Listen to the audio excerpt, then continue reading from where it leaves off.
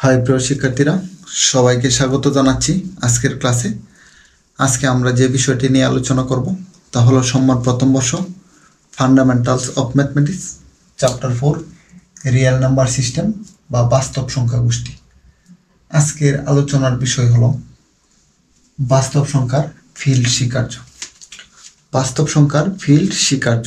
তাহলে আমরা আগে দেখব ফিল্ড কি, তারপর স্বীকার্য কি। যেহেতু এখানে বাস্তব সংখ্যার ফিল্ড বলা হচ্ছে, তাহলে এটা মাঠ মানে একটা স্থান।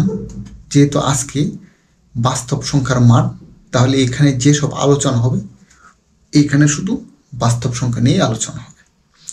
যদি এখানে বলা হইতো জটিল সংখ্যার ফিল্ড স্বীকার্য, তাহলে এখানে শুধু জটিল সংখ্যা নিয়ে আলোচনা করা হইতো।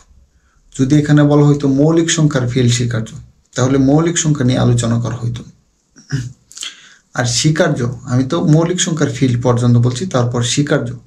স্বীকার্য মানে কিছু উক্তি বা তথ্য এইসব সংখ্যার উপরে কি সত্য বলে প্রমাণিত তোমার মনে করে তারপরে এটি কী করতে হবে, পড়তে হবে। যদি তুমি পরমাণু নিয়ে পড়তে চাও, তাহলে পরমাণুর আগে জন ডাল্টনের কিছু মতবাদ আছে, এইসব মতবাদগুলোকে কি করতে হবে, তোমার সত্য বলে তোমার মনে করে তারপর তুমি কি করতে হবে, এগুলা পড়তে হবে। আর এখানে যেহেতু বাস্তব সংখ্যার ফিল্ড স্বীকার্য, তাই বাস্তব সংখ্যা সম্পর্কে কিছু কি আছে, তত্ত্ব সত্য আছে।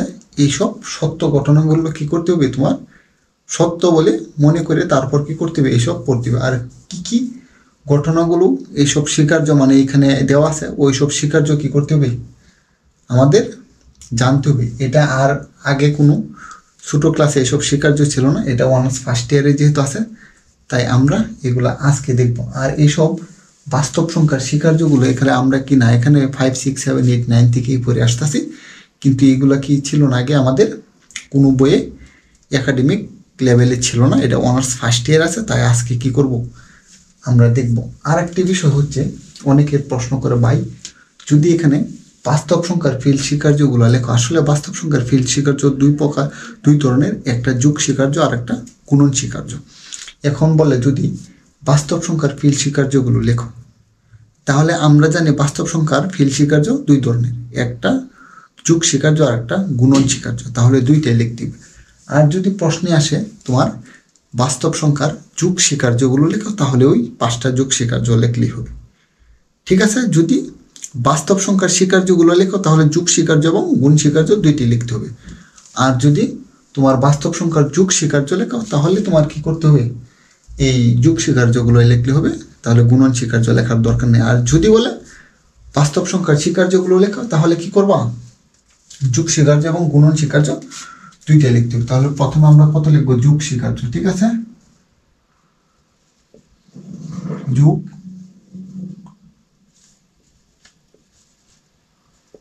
স্বীকার্য, ঠিক আছে। তাহলে বাস্তব সংখ্যার ফিল্ড স্বীকার্য হলো বাস্তব সংখ্যার যোগ স্বীকার্য এবং গুণ স্বীকার্য একত্রেই হলো বাস্তব সংখ্যার ফিল্ড স্বীকার্য। তাহলে প্রথমে লিখবো আমরা, কারণ যোগ স্বীকার্য তো মানে এটা এডিশন মানে যোগ, প্রথম জায়গাটা লিখবো A1 সারদের বা আবদ্ধতা বিধি, আবদ্ধতা বিধি। আর যোগ স্বীকার্য এবং গুণ স্বীকার্য পড়ার জন্য আমরা এই ফান্ডামেন্টাল এর চ্যাপ্টার 1 লজিক এ একটা সংজ্ঞা পড়ছিলাম, মানক। মানক কি, মানক হলো ফর অল এবং দেয়ার এক্সিট, এই দুইটাকে কি বলা হয়, মানক বলা হয়। আর এই দুইটা সাইনের এখানে কি করতে হবে, অনেক ব্যবহার করতে হবে। ফর অল এবং দেয়ার এক্সিট কে একত্রে কি বলা হয়, মানক বলা হয়। তাহলে এটা ফর অল যদি এটা তুমি করতে চাও, এটার সাইনটার নাম হচ্ছে ফর অল, আর ইংলিশে যদি বলো ফর অল, মানে এটার বাংলাটা তুমি বলতে পারো সকল। আর দেয়ার exit,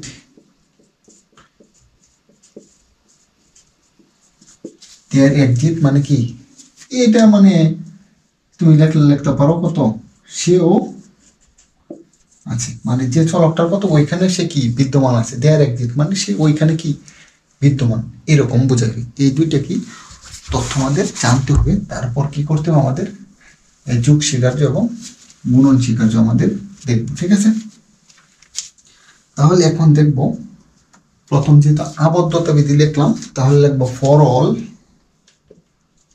A comma B belongs to R. মানে এখানে রিয়েল নাম্বার একটু দুইটা টান দিয়ে একটু মোটা করে লিখতে হবে। ঠিক আছে, বিষয়টা যদি আমরা এটা লিখি for all A comma B belongs to কত আর, ইমপ্লাইজ দ্যাট, এটা ইমপ্লাইজ দ্যাট মানে যেন, এটার বাংলা হচ্ছে যেন A plus B belongs to কত হবে আর হবে।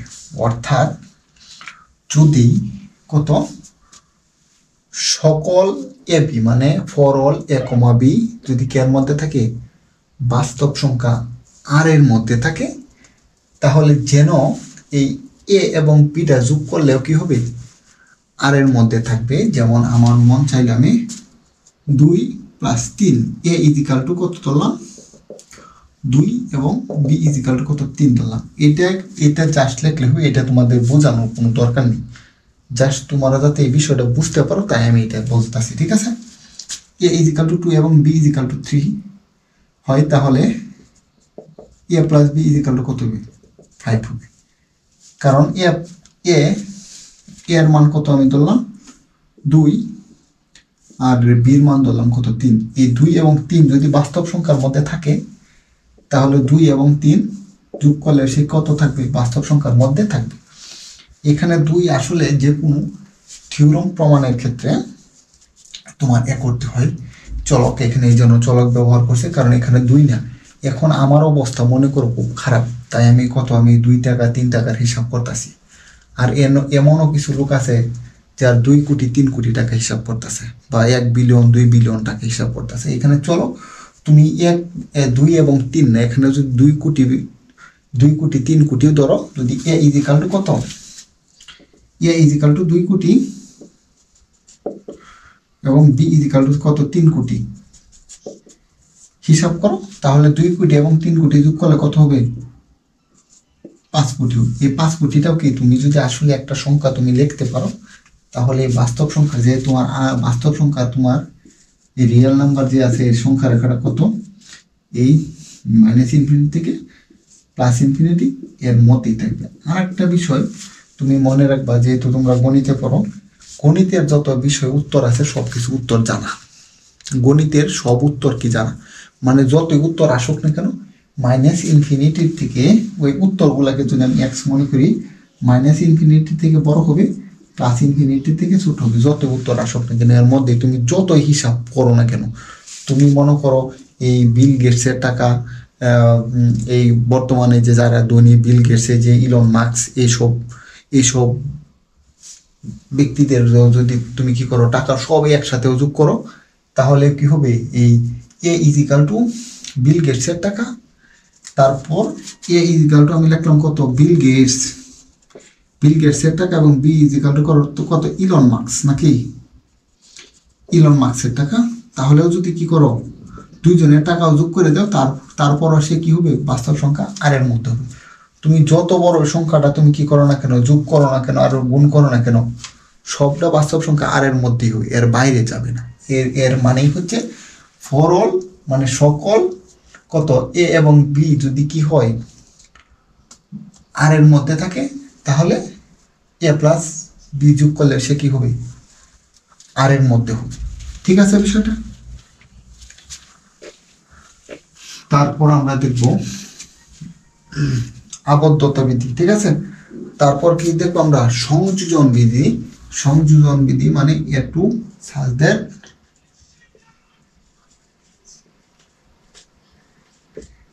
সংযোজন বিধি। ঠিক আছে, সংযোজন বিধি যদি কি হয় for all A comma B comma C belongs to কত বাস্তব সংখ্যা আর হয়, ইমপ্লাইজ দ্যাট, আর এর বাংলা হবে কত যেন A plus B plus C is equal to A plus B plus C. অর্থাৎ সংযোজন মানে যদি সকল এ বি সি যদি আর এর মধ্যে থাকে, মানে বাস্তব সংখ্যা আর এর মধ্যে থাকে, তাহলে এ প্লাস বি আগে যোগ করব, তারপর যদি সি যোগ করি যে কথা, আর এ রেখে বি প্লাস সি যোগ করব, তারপর এ এর সাথে যোগ করে দিব কথা, সেম কথাই। যদি তোমার বিশ্বাস না হয় তাহলে তুমি এ ইজিক্যাল টু, আমি ধরলাম কত 1, B is equal to 2, C is equal to কত 3, তাহলে এখানে A plus B 1, A plus B plus C, এর মান হচ্ছে 1, বি এর মান হচ্ছে কত 2 প্লাস সি এর মান হচ্ছে 3, তাহলে 3 প্লাস 3 ইজিক্যাল টু 6। তারপর A plus B plus C, এর মান 1, বির মান কত 2, সি এর মান কত 3 ইজিক্যাল টু 1 প্লাস 2, 2 প্লাস 3 মানে 5 ইজিক্যাল টু 6। এখানে আমি হিসাবের সুবিধার্থে 1 2 3 ধরছি, তুমি যদি কো না 100 কোটি 200 কোটি 300 কোটি তারপরে হবে, ঠিক আছে বিষয়টা। তারপর যদি কোন আমি এ সমান বিল গেটসের টাকা, বি সমান ইলন মাস্কের টাকা, সি সমান আরো একজন ধনী ব্যক্তির টাকা, কি করব ধরবো। তুমি যে কোনো সংখ্যা, এই বাস্তব সংখ্যার মধ্যে তুমি যাই নেও না কেন, যদি এক করো যোগ করলে কি হবে, এটাই হবে, এর মানে এটাই, ঠিক আছে। আর 3 নাম্বার হবে এককের অস্তিত্ব কিন্তু নাকি এককের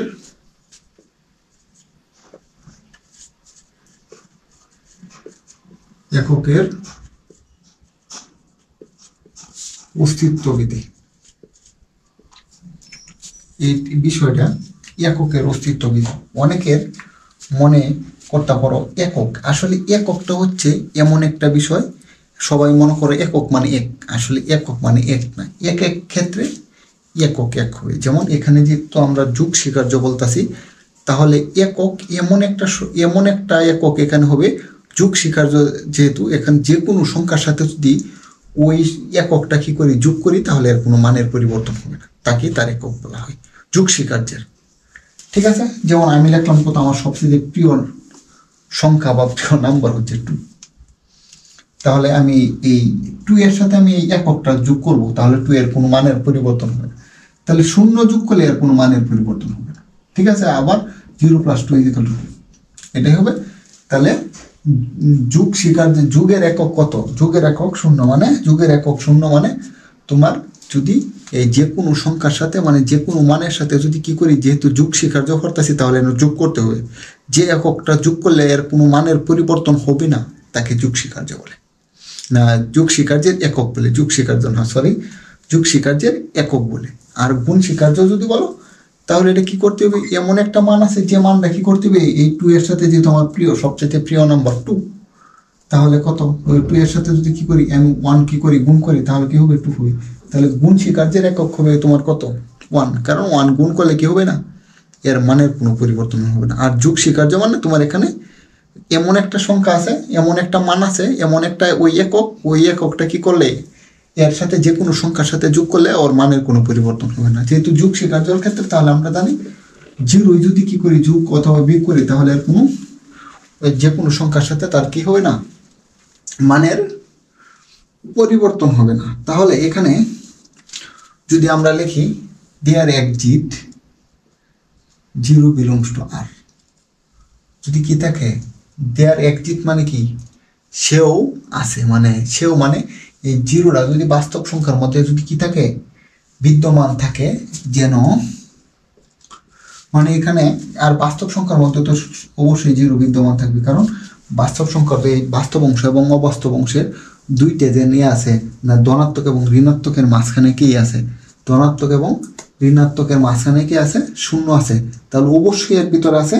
তাহলে লিখবো দেয়ার এক্সিট মানে সেও বিদ্যমান, মানে 0 যদি সে কি করে আর এর মধ্যে বিদ্যমান থাকে, যেন যেন আমরা কি লিখবো বিদ্যমান থাকে, যেন 0 plus A is equal to A plus 0 is equal to এ।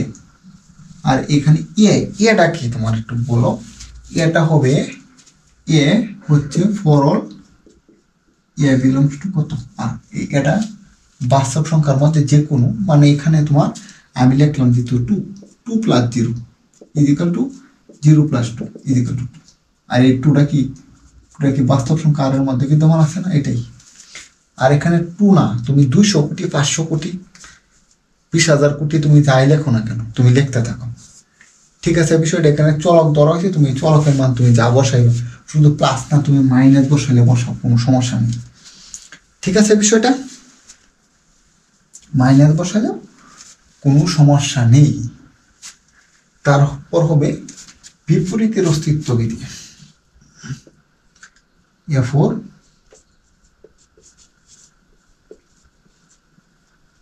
বিপরীতের অস্তিত্ব বিধি। বিপরীতের অস্তিত্ব বিধি কোনটা, মানে আমি এরকম একটা সংখ্যা বিপরীতের অস্তিত্ব বিধি, এখানে এমন একটা সংখ্যার সাথে এমন, আর যেহেতু আমরা কি করতেছি এখানে যুগ শিখার যোগ করতেছি, এমন একটা সংখ্যার সাথে আর একটা এমন একটা কি করব সংখ্যা আমরা যোগ করব, যেহেতু আমরা যুগ শিখার্যের মধ্যে আছি, যোগ করব যাতে কি করে এই যে তোমার যুগ শিখার্যের তোমার কি হয় একক চলে আসে। ঠিক আছে, একক চলে আসে, তাহলে এটা এককটা চলে কেমন আসে, মনে করো 5-এর সাথে একটা -5 যদি যোগ করি কত, 0 চলে আসে।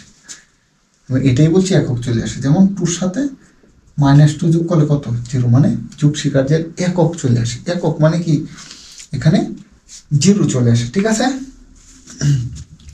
যদি এখানে কত, এখানে যদি ইয়ে হয় তাহলে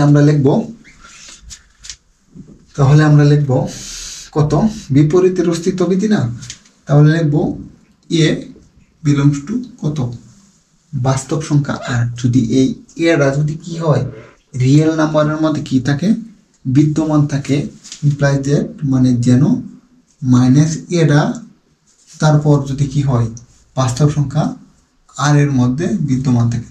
তুমি যদি যত টাকায় তুমি একটা বাস্তব সংখ্যার থেকে তুমি এখানে ধনাত্মক একটা যত বড় সংখ্যা নেও না কেন, তুমি যত বড় একটা সংখ্যা তুমি কি করতে পারবা, কল্পনা করতে পারবা, শিওর এর তত ছোট একটা সংখ্যা তুমি কি করতে পারবা ওই সংখ্যা রেখার মধ্যে অবশ্যই আছে। তাই আমি বলতেছি যদি যদি কি থাকে আর এর মধ্যে বিদ্যমান থাকে তাহলে কি থাকবে মাইনাস, এখানে আর একটা ইমপ্লাইজ দ্যাট যেন, এটা আমি একটু জোর দিয়ে বলতেছি কারণ দেয়ার এক্সিটের বলছিলাম সেও বিদ্যমান আছে। যদি এখানে এটা যদি আর এর মধ্যে বিদ্যমান থাকে তাহলে ইমপ্লাইজ দ্যাট যেন দেয়ার এক্সিট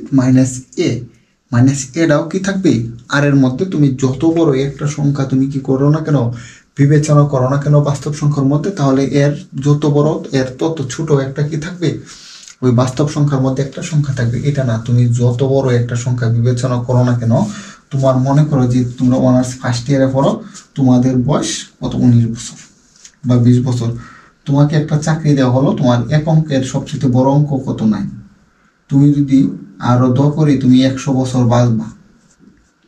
ঠিক আছে, 19 বছর প্লাস 100 বছর, আর তোমার চাকরি হচ্ছে খাওয়া দাওয়া ঘুমের পরে তুমি একটা সংখ্যা এরকম লিখতেই থাকবা। কত বছর লিখবো বলো, 100 বছর। তাহলে এই সংখ্যাটা কত হবে, এই সংখ্যাটাও তোমার বাস্তব সংখ্যার মধ্যে হবে। যদি এটা হয় তাহলে একটা যদি এর আগে মাইনাস দিলে, তাহলে এটা যদি একটা প্লাস তুমি সংখ্যা তুমি কি করতে পারো, একটা যদি তুমি এখানে প্লাস সংখ্যা যদি কি করতে পারো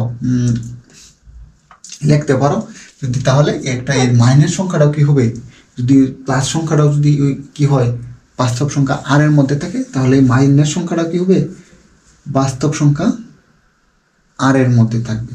যদি বাস্তব সংখ্যা আর এর মধ্যে থাকে তাহলে ইমপ্লাইজ দ্যাট এত যেন আমরা লিখে ফেলবো, এত যেন মাইনাসে প্লাসে ইজিক্যাল টু এ মাইনাসে ইজিক্যাল টু 0, অর্থাৎ 2 প্লাস -2 এটা যে কথা, -2 প্লাস 2 যে কথা, 0 সেম কথা। মানে একটা যে কোনো একটা যে সংখ্যাটা আছে এই সংখ্যার এর বিপরীত আর একটা সংখ্যা যদি বিদ্যমান থাকে, অবশ্যই বিদ্যমান আছে বাস্তব সংখ্যার মধ্যে, ওই দুইটা সংখ্যা কি করি আমরা যদি যোগ করে দিই, তাহলে আমরা যে এই যে যুগ শিখার যে তোমার একক আছে ওই এককটা ফিরে আসবে, মানে এটা 0 হয়ে যাবে। ঠিক আছে বিষয়টা। তারপর আর একটি বিধি হলো বিনিময় বিধি। A5 বিনিময় বিধি। বিনিময় জিনিসটা কি বল? বিনিময় জিনিসটা হবে মানে এখন আলুর কেজি, বর্তমান আলুর কেজি তোমার 90 টাকা। এটা একটা ইতিহাসের মধ্যে একটা অনেক বড় একটা বিষয়। আলু আমরা আগে ছোট সময় দেখছি কত 10 টাকা 15 টাকা কেজি ছিল, আর এখন আলু কত হয়ে গেছে 90 টাকা কেজি। আলুর জীবনের জন্য ইতিহাস নাকি বলো? এখন যেহেতু 90 টাকা কেজি, তাহলে আমি কি করব? আমি যদি দোকানে গিয়ে এক দোকানদারকে যদি আমি 90 টাকা দিয়ে বলি আমাকে 1 কেজি আলু দেন, তাহলেই ওই দোকানদার কি করবে? আমাকে 1 কেজি আলু দিবে। কারণ ওই আলুর যত দাম, আমি আলুর দাম ওকে টাকা দিলে তাহলে সে আমাকে আলু দিবে। মানে আমি দুইজনের মধ্যে কি, আমি টাকা দিলাম আর সে কি করছে? আলু দিল। মানে টাকা এবং আলুর দুইজনের মধ্যে কি হয়েছে? বিনিময় হয়েছে। আর এটাই বিনিময় বিধি, এমন একটা জিনিস। বিনিময় বিধি কত? For all A comma B যদি কি হয়, এ কমা বি মানে কি হয়? সকল এ বি যদি কি হয়? বাস্তব সংখ্যা আর এর মধ্যে বিদ্যমান থাকে, ইমপ্লাইজ দ্যাট মানে যেন এ প্লাস বি যে কথা, বি প্লাস এ সেম কথা। মানে এ ইজ ইকাল টু আমি ধরলাম 1 এবং বি ইজ ইকাল টু ধরলাম কত? 2। 2 যদি হয় তাহলে এ করো A plus B is equal to কত? B plus A. এটা হয় কিন্তু দেখো 1 প্লাস 2 যে কথা, 2 প্লাস 1 সেম কথা, 3 is equal to 3। 3 is equal to 3 মানে বিনিময় বিধি। আশা করি তোমরা এই পর্যন্ত বুঝতে পেরেছ। তারপর আমরা দেখব কত? গুণন স্বীকার্য। গুণন স্বীকার্য হলো যেখানে যোগ স্বীকার্য এবং গুণন স্বীকার্য প্রায় সেম সেম। যেখানে যোগ ছিল এখানে গুণ করলেই হবে, আর যেখানে একক 0 ছিল আর ওইখানে একক 1 হবে। এটাই, আর কোনো কিছু পার্থক্য নেই। ঠিক আছে, প্রথমে আমরা এখানে গুণন যেহেতু মাল্টিপ্লিকেশন, তাহলে এখানে M1 সাজ দ্যাট কত? আবদ্ধতা বিধি নাকি? আবদ্ধতা বিধি for all A comma B belongs to R, মানে সকল এ বি যদি কি থাকে? আর এর মধ্যে বিদ্যমান থাকে, ইমপ্লাইজ দ্যাট, এর বাংলা হচ্ছে এটা হচ্ছে যেন। তাহলে এ বি যদি কি করি, দুইটি একসাথে গুণ করে দিই, তারপরও সে কি থাকবে? আর এর মধ্যে থাকবে।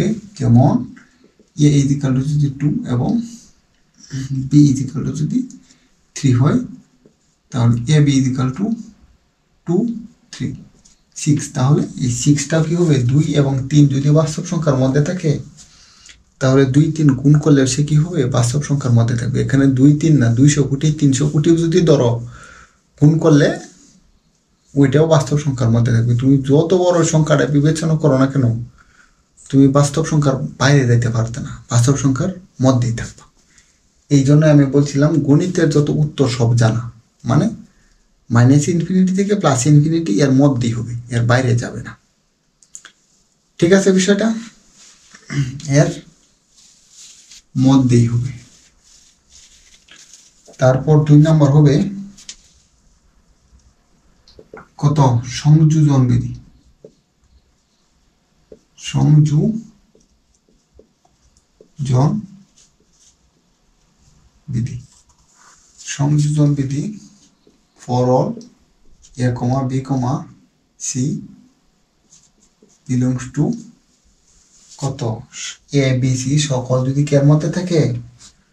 আর এর মধ্যে থাকে, এটা যেন এ বি গুণ সি ইজ ইকাল টু এ গুণ B C.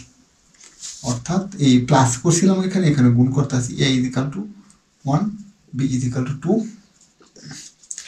C is equal to 3 যদি হয়। এখানে A B is equal to 1 into 2 is equal to 2, A B into C, C এর মান কত? 3, 2 ইন্টু 3 ইজ ইকাল টু 6। আর এখানে এর মান হচ্ছে কত? 1, আর বি সির মান কত বলো? 2, সির মান কত? 3, 1 ইন্টু 6 ইজ ইকাল টু 6। অর্থাৎ এখানে আমি হিসাবের সুবিধার্থে বোঝানোর সুবিধার্থে 1 2 3 ধরছি, তোমরা 1 কোটি 2 কোটি 3 কোটি 100 কোটি 200 কোটি 300 কোটি তোমাদের ইচ্ছা যে কোনো সংখ্যায় ধরতে পারবো, কোনো সমস্যা নেই।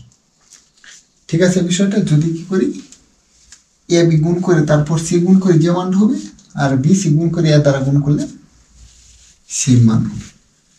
ঠিক আছে বিষয়টা। তারপর 3 নম্বর হবে এককের অস্তিত্ব বিধি।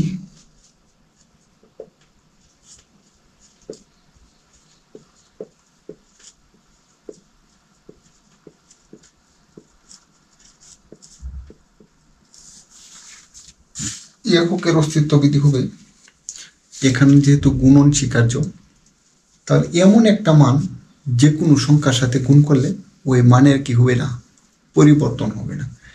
যেহেতু আমার প্রিয় নাম্বার বা সংখ্যা বা অঙ্ক 2, তাই 2 এর সাথে এমন একটা মান বলো গুণ করলে কি হবে, পরিবর্তন হবে। 1 গুণ করলে আর কোনো মানের পরিবর্তন হবে না। তাহলে গুণনের একক হচ্ছে কি, গুণনের একক হচ্ছে 1। ঠিক আছে, যেমন 3 এর সাথে 1 গুণ করলে 3 হবে, 5 এর সাথে 1 গুণ করলে 5 হবে। মানে এমন একটা সংখ্যা কি করবো, যে কোনো সংখ্যার সাথে গুণ করলে কি হবে না, তার কোনো মানের পরিবর্তন হবে না। আর ওটাই হবে গুণনের কি একক। যদি গুণনের যদি একক হয় তাহলে আমরা এক করব,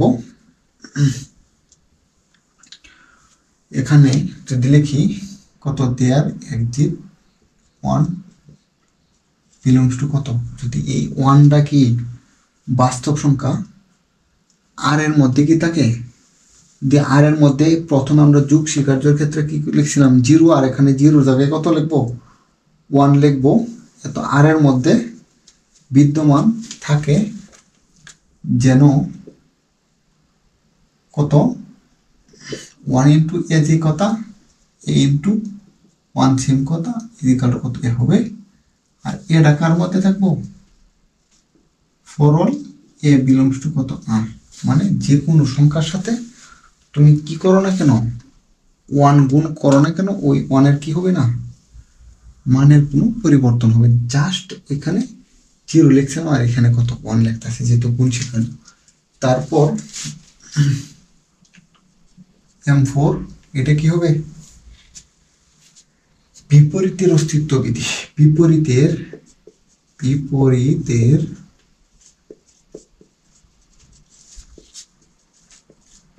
অস্তিত্ব বিধি। বিপরীতের অস্তিত্ব বিধি হবে এমন একটা সংখ্যার সাথে কি করব, বিপরীতের অস্তিত্ব বিধি ওইখানে কি ছিল, যে সংখ্যাটার সাথে কি করব আমরা এই মানটা কি করব, ও এখানে ও যোগের ক্ষেত্রে ছিল যে কোনো একটা সংখ্যা এমন করলাম, যদি এ কি হয় এটা যদি কি এর মধ্যে থাকতো, বাস্তব সংখ্যা আর এর মধ্যে থাকতো, তাহলে দেয়ার একটি মানে ওইখানেও সে মাইনাস এটা কি আর এর মধ্যে বিদ্যমান থাকতো।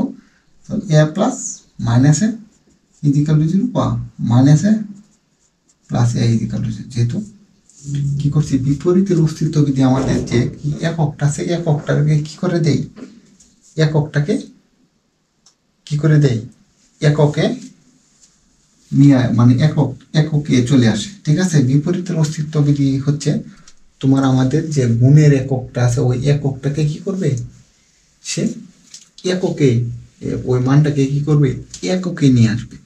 যদি এককে নিয়ে আসে তাহলে আমরা লিখব, যদি কত এটা কত আর বাস্তব সংখ্যা আর এর মধ্যে থাকে এবং এ নট ইজিক্যাল টু 0, কারণ আমরা জানি কোনো কিছু বাই 0 ইজিক্যাল টু অসংজ্ঞায়িত, আবার কোনো কিছু বাই ইনফিনিটি বা অসংজ্ঞায়িত ইজিক্যাল টু 0। অসংজ্ঞায়িত ডিভাইডেড বাই যে কোনো সংখ্যা, যেমন বিল গেটসের টাকা দিয়ে যদি ভাগ করি বিল গেটস, এরপরেও কি হবে না, ইনফিনিটি হবে। কারণ ইনফিনিটিকে কোনো কিছু সংখ্যা দ্বারা ভাগ করলে যোগ করলে গুণ করলে আর কি হয় না, মানের কোনো পরিবর্তন হয় না। ঠিক আছে, তাই যদি এটা যদি কের মধ্যে থাকে, বাস্তব সংখ্যা আর এর মধ্যে থাকে এবং এটা কি হবে না, এর মান কোনোদিন 0 হবে না। যদি এর মান কোনোদিন যদি 0 না হয়, এর মান যদি কোনোদিন জিরো না হয় তাহলে আমরা লিখব ইমপ্লাইজ দ্যাট মানে যেন এ ইনভার্স টাও কি এর মধ্যে থাকবো, বাস্তব সংখ্যা আর এর মধ্যে থাকবে। বাস্তব সংখ্যা যদি আর এর মধ্যে থাকে এটা যেন তুমি লিখতে পারবো এখানে A inverse A is equal to বা A inverse is equal to কত 1, এ এখানে কত এ ইনভার্স না, তাহলে লেখো এ ইনভার্স মানে কত 1 বাই এ কাটা গেলে এখানে 1, মানে বিপরীতের অস্তিত্ব বিধি মানে ওই এককটাকে কি করবে, এককটাকে একক চলে আসবে, মানে একক চলে আসবে মানে যে কোনো একটা সংখ্যা যদি বাস্তব সংখ্যা আর এর মধ্যে থাকে আর ওই বিপরীত ওর বিপরীত সংখ্যাটা মানে 1 বাই এটা যদি ওই সংখ্যার সাথে কি করে গুণ করি তাহলে কি হয়ে যাবে, গুণন শিকার যে এককটা কি করবে চলে আসবে, তার মানে এটাই। ঠিক আছে বিষয়টা। এখানে এর মান যদি তুমি মনে করো এখানে এ ইকুয়াল টু 20, তাহলে 20 ইনভার্স, তাহলে এ ইনভার্স সমান মানে 20 inverse, A inverse equal to 1 by A হয় তাহলে 20 ইনভার্স কত 1 বাই 20 হবে, তাহলে 20 1 বাই 20 20 কাটাই 1। তারপর আর একটি মান আছে তোমার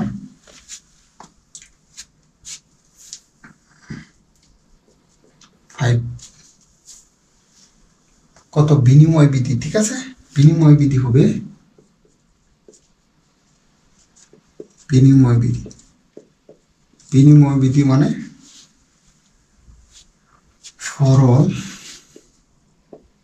a belongs to না for all a comma b belongs to কত আর মানে সকল এ বি যদি আর এর মধ্যে থাকে ইমপ্লাইজ দ্যাট এর মানে হচ্ছে যেন এ গুণ বি দিয়ে কথা বি গুণে সেম কথা, A is equal to 2 B is equal to কত 3, 2 3 গুণ করলে যে হবে 3 2 গুণ করলে সেম হবে। এটাই, আশা করি তোমরা সবাই বুঝতে পেরেছ। সবাইকে ধন্যবাদ এতক্ষণ আমার সঙ্গে থাকার জন্য।